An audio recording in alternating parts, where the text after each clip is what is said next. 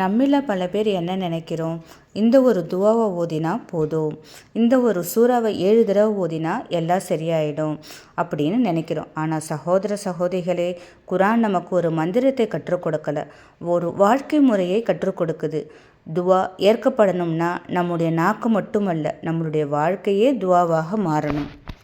இன்றைக்கி நம்ம பார்க்க போகிறது, எந்த துவா ஓதினால் உடனே கிடைக்கும் இல்லை, எப்படி வாழ்ந்தால் துவா ஏற்கப்படும். இதுதான் குரான் சொல்லும் இரகசிய வழிமுறை. முதலாவது தக்வா, இரையச்சம். அப்படின்னா என்ன? வெளியில் மற்றவங்க பார்க்குறப்ப நல்லவராக நடிக்கிறது மட்டும் இல்லை, நம்ம தனியாக இருக்கும்போது கூட அல்லாஹ் என்னை பார்த்து கொண்டே இருக்கிறான் என்று உணர்வோடு வாழ்வது தான் தக்வா. அல்லாஹு தாலா குரானில் கூறுகிறான், யார் அல்லாஹ்வுக்கு அஞ்சி நடக்கிறார்களோ அவருக்கு அவன் ஒரு வழியை உண்டாக்குவான், நாம் பார்க்காத இடத்திலிருந்து அவன் உதவி வரும். தக்வா உள்ள வாழ்க்கை துவா ஏற்கப்படும் வாழ்க்கையாகும். அதாவது சபர், அதாவது பொறுமை. நம்ம கேட்ட துவா உடனே கிடைக்கலனா நம்ம கோபம் அடைகிறது, இல்லைனா விரக்தி அடைகிறது, நம்பிக்கை இழக்கிறது, இதெல்லாம் சபர் கிடையாது. உண்மையான பொறுமை என்ன தெரியுமா?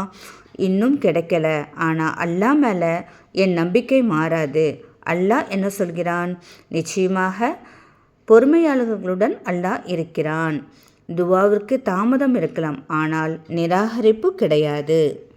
மூன்றாவது தவக்கல், அல்லாஹ்வின் மீது முழுமையாக நம்பிக்கை வைப்பது. நம்மால் முடிந்த எல்லா முயற்சிகளையும் நம்ம செய்யணும், அப்புறம் முடிவை அல்லாஹ் கிட்ட ஒப்படைக்கணும்.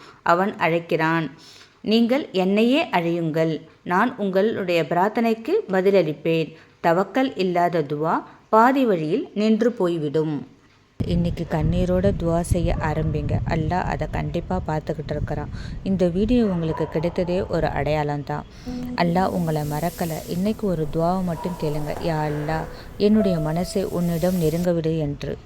வீடியோ யாருக்காவது மன அமைதியை தரும் நினச்சிங்கன்னா ஃபஸ்ட்டு ஷேர் பண்ணுங்கள், கமெண்டில் யா அல்லான்னு கொடுங்க. எல்லோரும் சேர்ந்து துவா செய்வோம் இன்ஷா அல்லாஹ்.